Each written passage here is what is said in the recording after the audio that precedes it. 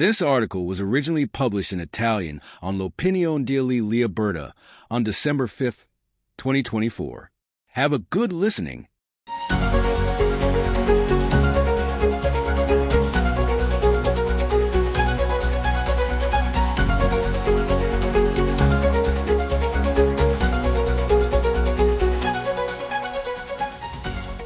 In November, during a seminar in Shanghai on the so-called Sinicization of religion, Joseph Shunbin, a controversial bishop appointed by the Chinese Communist Party, CCP, urged the local clergy to study and preach the ideology of the communist regime.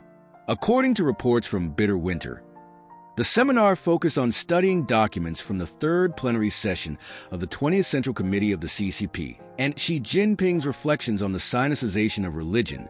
Journalist Angeline Tan covered the details in LifeSite News. This event highlights once again what the CCP's Sinicization actually entails. Not an adaptation of religions, particularly Catholicism, to Chinese culture, but a subordination of faith to the Marxist-Leninist ideology of the party. Catholics in China find themselves under the thumb of a regime that uses its power to suppress the gospel's message, which believers wish to freely embrace and proclaim. The appointment of Shunbin as Bishop of Shanghai on April 4, 2023, serves as a troubling indicator. The Vatican itself admitted to learning of the appointment from media reports shortly before it happened, confirming that it was the CCP, not the Holy See, that made the decision. This act seemingly violates the 2018 Sino-Vatican Agreement, which ostensibly grants Rome the final say in appointing bishops. Such an agreement, never made public, allows the CCP to propose candidates, while the Pope is supposed to approve them. However, as the Shunbin case demonstrates, the party does not even honor this weak compromise, unilaterally selecting who will lead the church in China. This is not only an affront to the church's autonomy, but also a violation of the rights of Chinese faithful, who are forced to obey bishops beholden to the party. A recent report by the Hudson Institute, authored by Nina Shea, revealed that repression of Vatican-approved bishops has intensified since the 2018 agreement. 10 such bishops have faced arbitrary arrests, constant surveillance, police interrogations, and expulsions from their dioceses for refusing to submit to the Chinese Catholic Patriotic Association, CCPA, a state-controlled body extending the regime's influence over Catholic communities. Rather than mitigating persecution, the Sino-Vatican Agreement appears to have provided the CCP with diplomatic cover to escalate its repressive measures. The faithful, already forced to choose between the underground church and the state-controlled patriotic church, face mounting tyranny against their freedom of conscience. The first crucial point of reflection is the Sino-Vatican Agreement itself.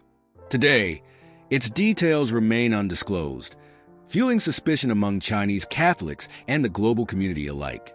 It is essential for the Vatican to make this pact transparent. It cannot be expected that the faithful, especially in such a dramatic situation, accept unconditionally a policy they do not understand and that apparently has only led to a worsening of the persecutions.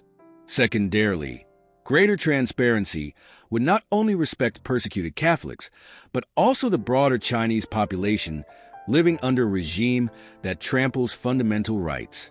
Exposing the agreement could shed light on the systematic injustice perpetrated by the CCP against believers.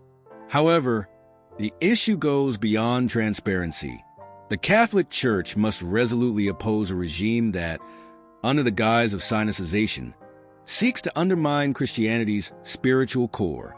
Compromising with the CCP for a fragile truce has proven to be a mistake. This approach does not reduce persecution. Instead, it emboldens the regime to intensify its control.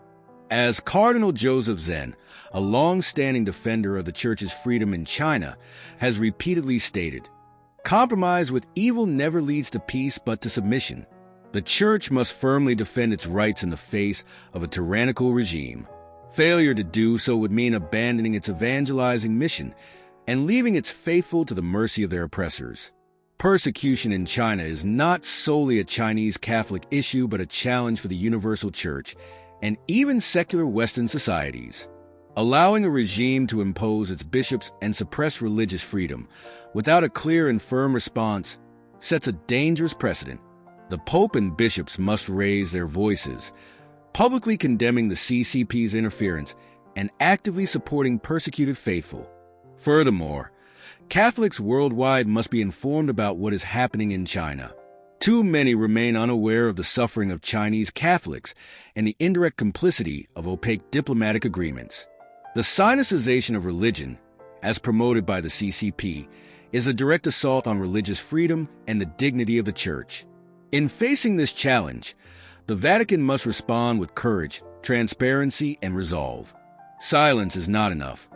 The voice of truth must be heard even in the most hostile environments.